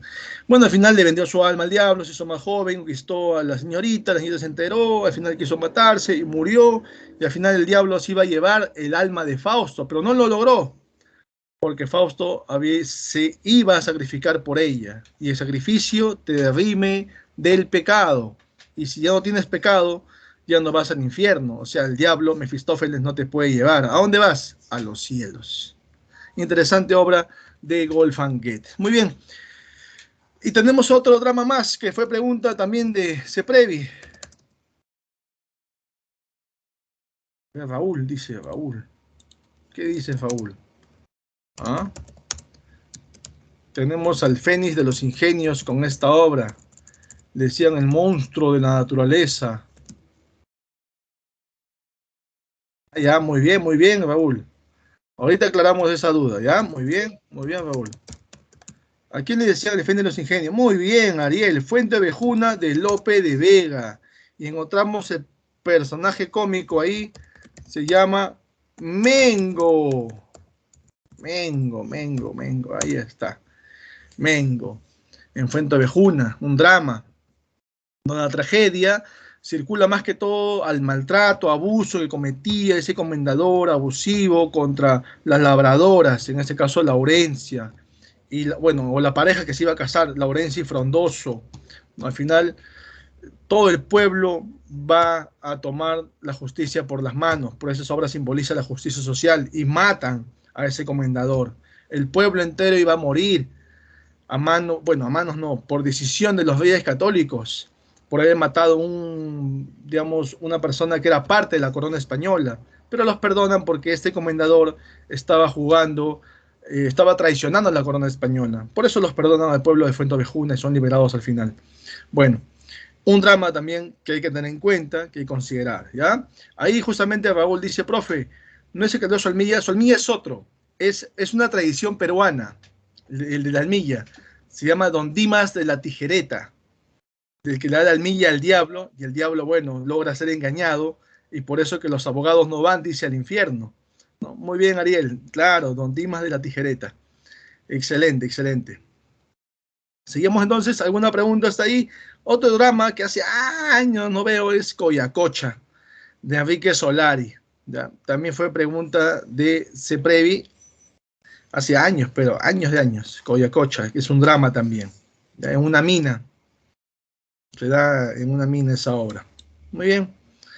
Hasta ahí, esos son dramas. Acá está el fragmento del tercer acto de Fuenteovejuna, justamente que mencionó también Ariel ahí. Y nosotros también reforzamos con el autor de la obra, que es Lope de Vega, el Fénix de los Ingenios, el monstruo de naturaleza, así le decían a Lope de Vega, y cuyo personaje cómico de la obra se llama Mengo. Más adelante vamos a hablar también de esa obra. Muy bien, ¿alguna pregunta hasta ahí? ¿Duda? ¿Alguna? ¿Vamos bien? ¿Sí? Hasta ahí la clasificación tradicional, épico, lírico y dramático. Ahora vamos a pasar a otra clasificación, la moderna, que incluye el narrativo. Y en narrativo, recordemos que está escrito solo en prosa, ¿sí? Había una división interna que era exposición, nudo, desenlace, o también le decían planteamiento, desarrollo y desenlace.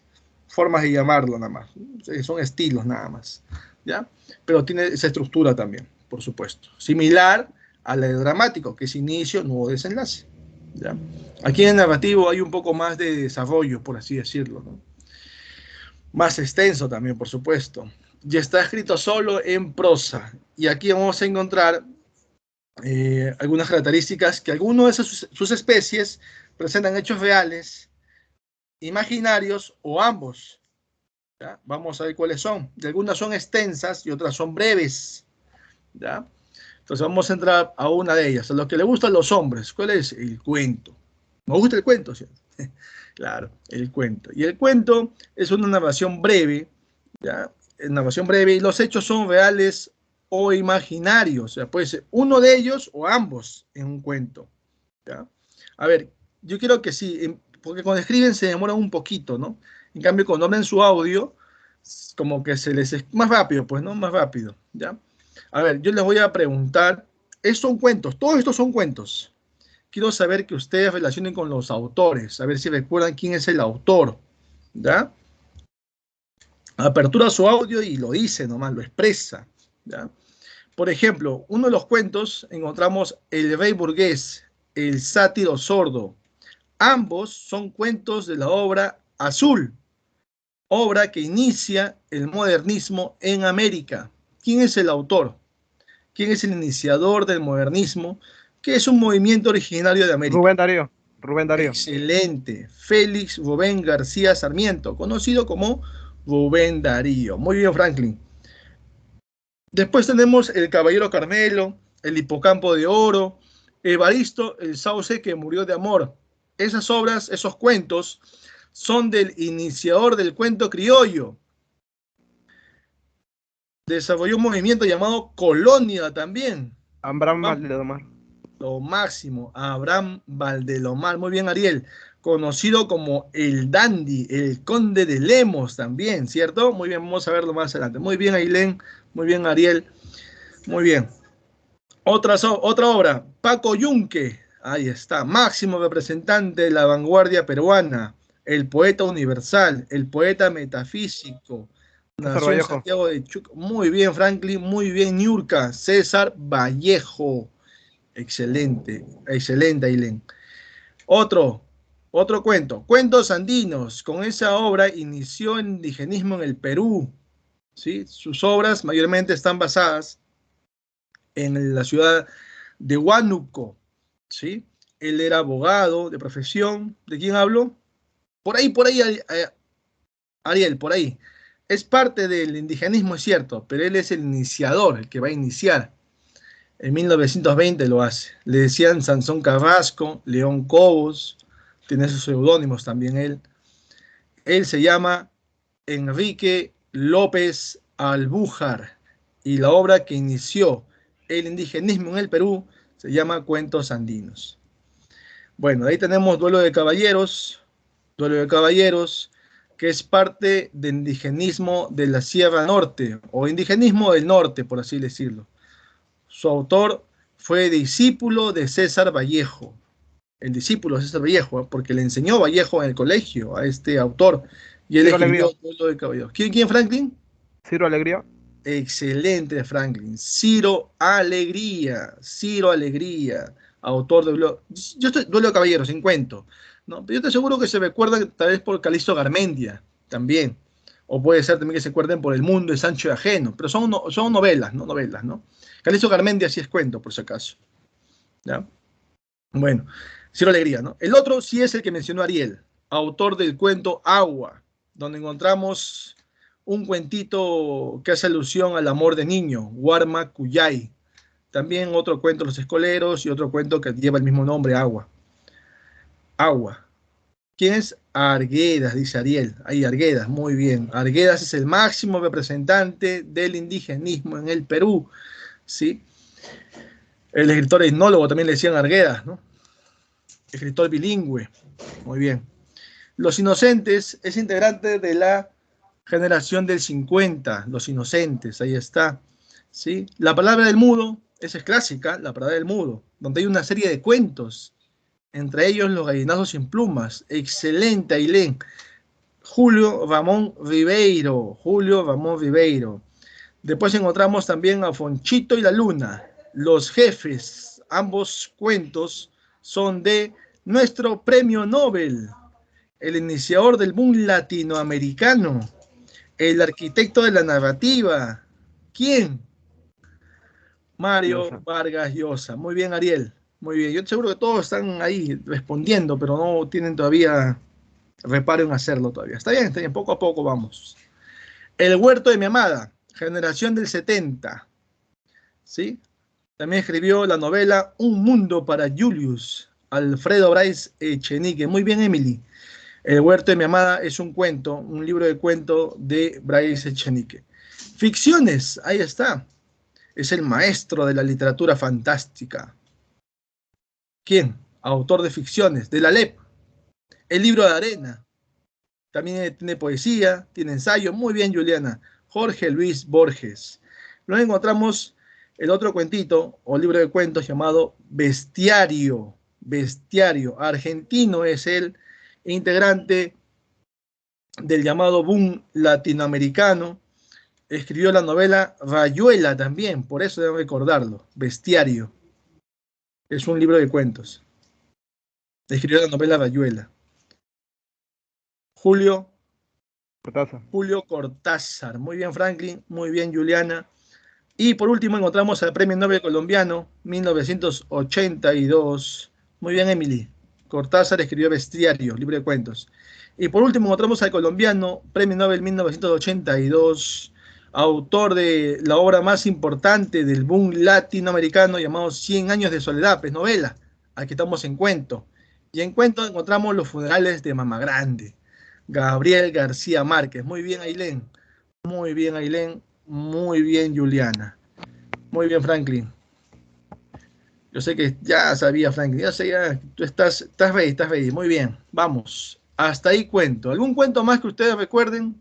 Que quieran mencionar, tal vez. He mencionado los principales y alguno de ellos ya ha sido considerados en examen. Mayoría de ellos ha sido considerado en examen de CEPREVI. ¿Sí?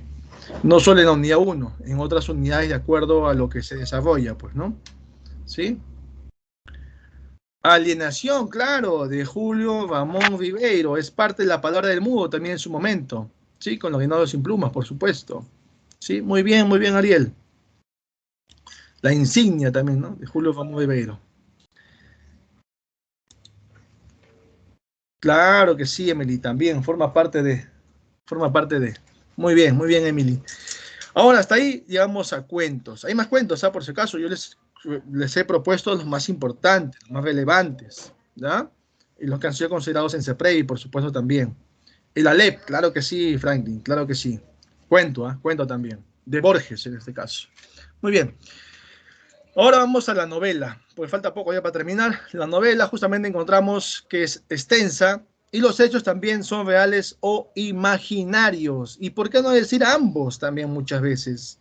Y aquí encontramos algunas novelas, por ejemplo, esa novela corta, una novela corta que se llama El viejo y el mar, de un premio Nobel también, estadounidense. ¿Recuerdan quién es? Premio Nobel del 54, es el premio Nobel. Por quién doblan las campanas también tiene. Adiós a las armas. Era parte de la generación perdida. ¿Quién recordó? Vamos a quién recordó. Hemingway, muy bien. Ernest Hemingway, muy bien, Ariel, muy bien. ¿Está bien? Muy bien. El viejo y el mar. Por si acaso muchos piensan que El viejo y el mar es cuento. No es cuento, es una novela corta. Al igual que la obra donde habla de la deshumanización del hombre. El autor es, bueno. Metamorfosis, Kafka. Muy bien, Franklin. ¿Para qué? Profe, no hable mucho ya. Kafka, muy bien. Kafka. Su obra se llama La Metamorfosis. Muy bien. Muy bien, Franklin. La Metamorfosis. No Metamorfosis, ¿ah? No Metamorfosis, sino La Metamorfosis, como el artículo La Metamorfosis. ¿Ya? Muy bien. Frank Kafka. También es una novela, pero novela corta. ¿Ya? Profe, otras novelas. Ahí está El ingenioso Hidalgo, Don Quijote de la Mancha. ¿Novela de quién? De Miguel de Cervantes Saavedra. Es la obra más importante del siglo de oro español. ¿Sí? Es una novela de tipo de caballería, por ejemplo. ¿Han escuchado la novela de esta novela? A ver si recuerdan, que el mismo autor de Fausto, donde habla de la vida apasionada.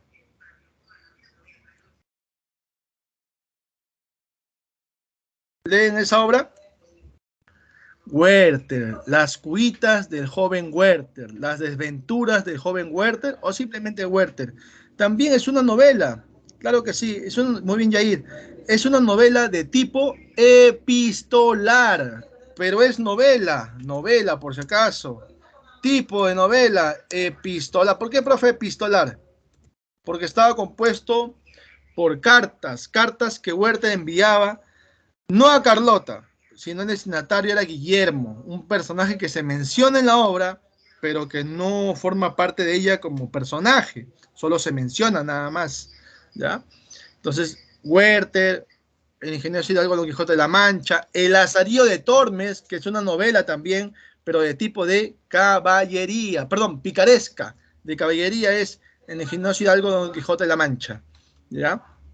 Bueno, son novelas. ¿Qué otra novela recuerdan? A ver, ¿cuál es la última novela de Mario Vargas Llosa? ¿Cuál es la última novela de Mario Vargas Llosa?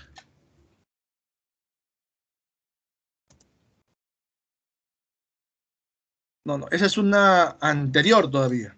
La última novela, reciencito, 2019. 2019. Voy a poner el autor mejor porque no es que se confunda. Ahí está. Tiempos Recios, de Mario Vargas Llosa. Anterior a Tiempos Recios está Cinco Esquinas, El héroe discreto, El sueño del Celta. Son obras, son novelas de Mario Vargas Llosa. Profe, Ensayo sobre la ceguera. Ensayo sobre la ceguera es una novela de José Saramago. Ensayo sobre la ceguera es una obra de José Saramago, por si acaso. Profe, pero dice ensayo. Ah, no se guíen por el nombre. No se guíen muchas veces por el nombre. Porque dice ensayo, es ensayo, no es novela. No, sí es novela. José Saramago escribió ahí Ensayo sobre la ceguera, novela por si acaso. Profe, es como esa obra que se llama Cuentos de la peste de Mario Vargas Llosa. Sí, Mario Vargas Llosa escribió una obra que se llama Cuentos de la peste. Y Cuentos de la peste no es cuentos, sino es una obra dramática, por ejemplo. ¿Sí? Ariel dice Ulises. Claro, Ulises es una novela, muy bien. ¿Sí? De James Joyce, donde resalta lo que es el monólogo interior, por ejemplo. Muy bien, Ariel, novela también. ¿Ya? Entonces, ahí están, principales novelas que ustedes quieran recordar. A ver, una novela de Ciro Alegría. Dijimos hace un momento una novela de Ciro Alegría. ¿Cuál era? El mundo es ancho y ajeno, ¿cierto? Una novela de José María Arguedas. Claro, muy bien, Ariel. Muy bien, Emily. Una novela Los de ríos profundos. José Los ríos profundos, Toda la sangre, Jaguar Fiesta. Hay una novela póstuma de José María Arguedas. Novela póstuma, que tiene que ver con los de abajo y los de arriba. Fue pregunta de Seprevi también esa novela. Y lo voy a escribir mejor.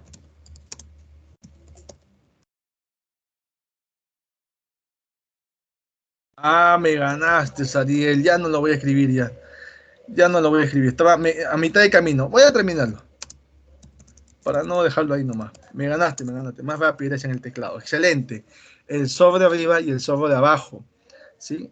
Claro, el orden varía ahí.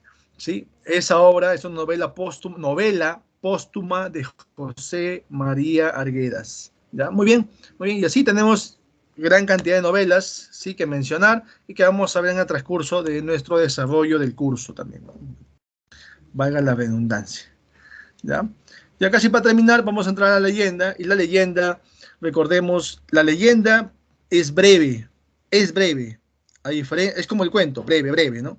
Pero la diferencia es que la leyenda presenta hechos solo imaginarios, solo imaginarios. No es como el cuento, que sí hay realidad y también hay imaginación. Aquí en la leyenda no, solo imaginario. Y hay una característica todavía muy particular de la leyenda. Da un sustento a la historia. La leyenda da un sustento histórico, brinda un sustento histórico a la leyenda. Por ejemplo, profe, en Perú, leyendas peruanas, ahí está la leyenda de Mango Cápac y Mama Ocllo, la leyenda de los hermanos Ayar, son leyendas, por ejemplo. ¿Ya? Profe, fíjense, previ que han preguntado sobre leyendas, ahí está, de Gustavo Adolfo Bécquer. Son 16 leyendas que él tiene, pero en preguntas de ese previ y de admisión en el examen, claro, Ariel también, leyenda, ¿no? Peruana, por supuesto. Pero en Ceprevi han preguntado, por ejemplo, la Jorca de Oro, el Miserere, el Monte de las Ánimas, que son leyendas de Gustavo Adolfo Bécquer. ¿Sí? Sobre esas leyendas ya vino preguntas. Ya vino preguntas. Si le dicen, pues las leyendas, o bueno, si le colocan Mango Cápac y Mama Ocllo, ¿qué es? ¿Qué especie literaria es? Ya ustedes saben eso desde primaria, ¿cierto? Pero primaria no nos enseñó a Bécquer, pues. En secundaria recién a Bécquer. Entonces, por eso lo toman más en cuenta, ¿ya? Entonces, ahí tienen algunas leyendas de este autor. Ya saben, la leyenda sustenta la historia, da un sustento histórico, hechos breves y netamente imaginarios. ¿Ya? Y para terminar, vamos a entrar a la fábula. La fábula, recordemos, el contenido es breve también, hechos netamente también imaginarios, pero hay una particularidad también en lo que es la fábula. ¿Cómo son sus personajes mayormente? ¿Cómo son los personajes mayormente en la fábula? Son animales. Animales, mayormente son animales, ¿cierto? Y al final, ¿qué presenta siempre? Al final, ¿qué te da siempre a conocer? Excelente, excelente, Raúl, excelente, señoritas. Una moraleja al final, da una reflexión, dice Raúl. Muy bien, como dice la característica, te da un contenido moralizante o didáctico, o sea, de enseñarte algo, ¿sí? Bueno, y ahí, profe, en la fábula, ¿qué me pueden preguntar en CEPREVI? ¿Quién escribió El gato y el ratón? ¿Quién escribió El gato, el cerdo y el cordero? No. Esas fábulas hasta el momento no han sido consideradas en examen de CEPREVI o de admisión. Lo que sí han preguntado quiénes son los fabulistas. En este caso tenemos al francés La Fontaine, que escribió El gato y el ratón, por ejemplo. Es un fabulista La Fontaine. Los otros fabulistas, discípulos de La Fontaine, son Tomás Iriarte y Félix María Samaniego. Es como decir en fábulas Esopo, ahí está. Esopo, La Fontaine, viene Iriarte y Samaniego, son fabulistas, ¿sí? Y en CEPREVI se han preguntado sobre estas fábulas, las que voy a mencionar a continuación, que están justamente en la diapositiva, margen inferior izquierda, el cantero y el asno, las abejas, el asno cornudo. ¿Fábulas de quiénes son? ¿O de quién es mejor las fábulas? ¿Estas fábulas de quién es? ¿A quién pertenecen estas fábulas? ¿Alguien recuerda? El cantero y el asno, las abejas, el asno cornudo. Yo les ayudo. Este autor también escribió género lírico, también desarrolló su obra en el género lírico. Escribió elegía 1, elegía 2, elegía 3, 5 elegías dedicadas a Silvia. Ya miren, un datazo. Claro, Mariano Melgar. También tiene Oda. Oda, ahí está, Oda a la vida, Oda a la libertad, a la soledad, al autor del mar. Oda tiene también. Mariano Melgar tiene Oda, tiene epístola, carta a Silvia y tiene fábula. Tiene fábula. Profe, ¿tiene Yarabíes? Sí, tiene Yarabíes, por eso le decían el poeta los Yarabíes. Vamos a verlo más adelante. También. El Yarabí también forma parte del género lírico, porque representa un canto melancólico popular indígena. ¿Sí? Lírico también, pero Yarabí tiene una especie literaria, por así decirlo, andina, quechua, ¿no? Vinculado más que todo de Jarawi, ¿no? Pero es otro tema ya, ¿ya? Bueno, si hablamos aquí, ¿qué otra obra más ha sido considerada dentro de la fábula? El asno de oro, de Apuleyo, el latino, el romano, ahí está también presente. Son fábulas, estas 4 fábulas que he mencionado, sí, que están en la diapositiva, ya han sido consideradas en CEPREVI también. Digamos, es una fábula, ¿no? Es una fábula y te ponen las claves ahí, ¿no? Entre ellas puede estar una de ellas, ¿no? ¿Sí? Muy bien. Ahora, para terminar ya, vamos a entrar a los géneros extraliterarios. Es la última diapositiva, o penúltima diapositiva, ¿sí? A los géneros extraliterarios. Profe, hasta ahora hemos visto, entonces, 4 géneros literarios, sí. Épico, lírico, dramático y narrativo. Los 3 primeros son clasificación tradicional y los 4, con el narrativo incluyendo, son la clasificación moderna. Y la clasificación en cuanto a la estructura, vimos forma, fondo o externa e interna, ¿sí? Entonces yo les pregunto ahora, estos géneros extraliterarios no tienen nada que ver con los literarios, por supuesto, ¿sí? Es diferente. ¿Por qué? Porque los autores que desarrollaron los géneros literarios no lo hicieron con una finalidad en particular. ¿O ustedes creen que Mario Vargas Llosa dijo, voy a escribir esta novela, y su primera novela, que inició el boom latinoamericano, La ciudad de los perros, voy a escribir para poder ganarme el premio Biblioteca Breve, o el premio Crítica Española? O con el tiempo voy a escribir todas estas novelas que tengo aquí para ganar el premio Nobel. No solo novelas, también cuento, también ensayo, también libre memoria. ¿Ustedes creen que Mario Vargas Llosa escribía y se proyectó a decirme voy a ganar el premio Nobel? ¿O solo escribía él porque quería dar a conocer una realidad? Quería dar a conocer sus ideas, sus pensamientos. ¿O ustedes creen que él lo hacía porque quería lograr fama y dinero? ¿Qué creen ustedes? Los escucho.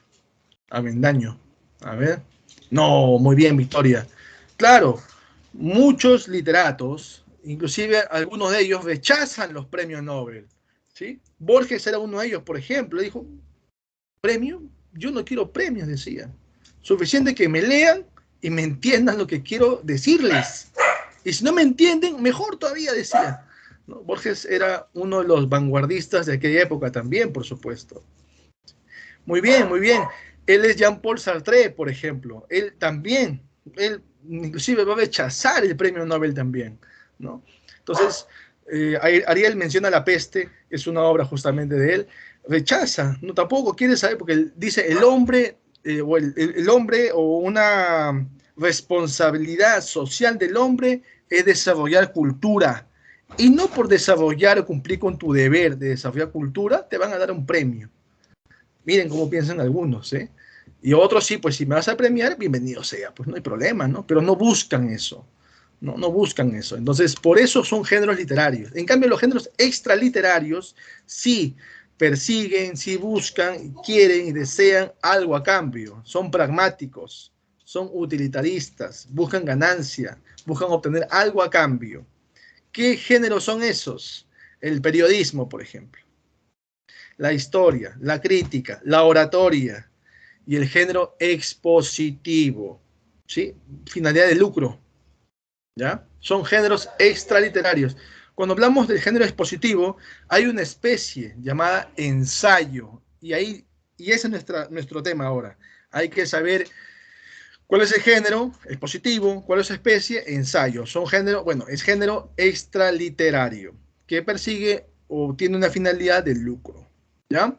Características importantes del ensayo, bien claro dice ahí, es subjetivo, juzga, critica, da un punto de vista, no solamente por un tema en particular, diversos temas, puede ser cultural, religioso, político, social, etcétera, ¿sí? Diversos temas, ¿ya?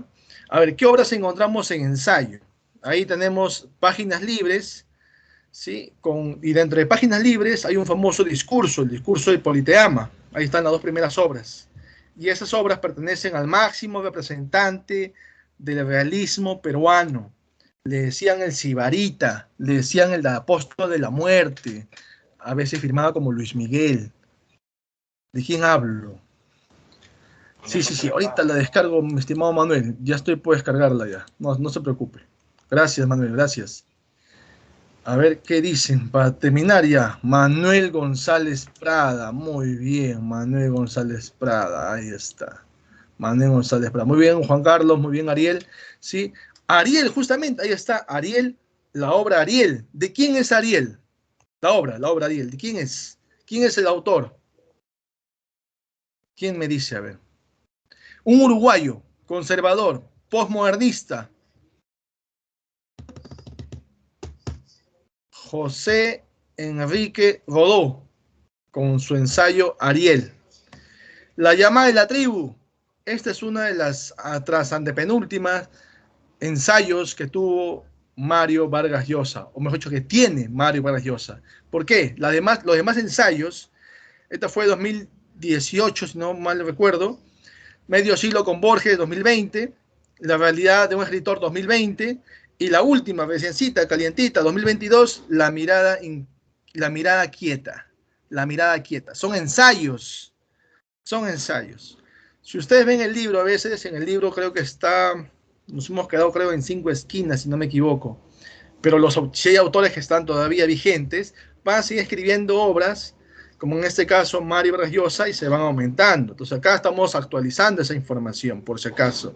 Pero si le preguntan y ven en las claves, tienen que ver en las claves.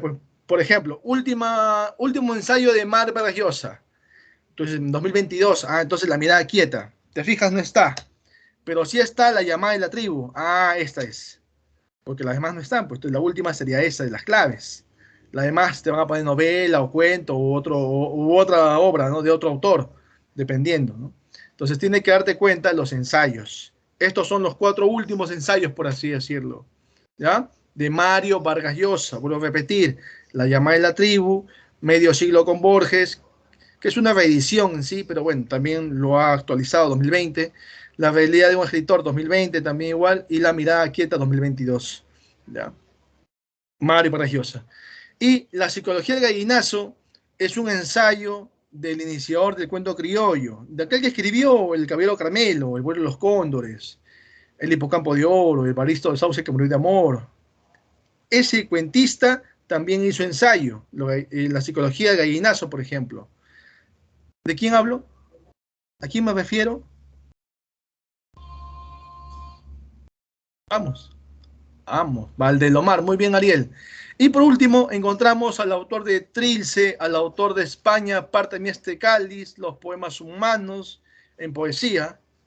En dramático está Lockout, Los hermanos Colacho. En ensayo está, justamente en ensayo está, El arte y la revolución. ¿De quién estoy hablando? Autor también de Los heraldos negros también, de César Vallejo. Muy bien, Juliana, muy bien. Muy bien, señoritas jóvenes. ¿Tiene alguna pregunta, alguna duda, algo que manifestar?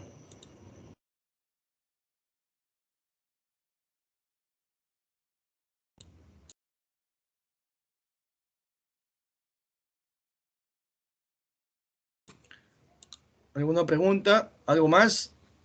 Si no hay preguntas, no hay dudas. Eso es todo por hoy. Gracias. Sí, Aileen. Todo claro. Gracias, Aileen. Muy bien, Zaira. Muy bien, Zaira. Muy bien. Gracias, gracias. Gracias, Zaira. Si tienen preguntas, pueden hacerlo. Justamente, si ustedes quieren repasar algunas unidades, hay un canal en YouTube. Justamente pueden verlo ahí. Literatura Jorge de Vila. Y ahí pueden encontrar algunas unidades como la 15, las 11, 12 y 13. Y también algunas recopilaciones de unidades que se ha dictado en otra oportunidad por mi persona, Jorge Vila Castillo, por parte de la institución CEPREVI. ¿Sí? Yo soy Villaverino de corazón y soy parte de esta institución. ¿Sí? Muy bien, ¿alguna pregunta, alguna duda? ¿Lo pueden hacer? Si no, lo vemos más tarde, de 5 a 7. Los espero, las espero.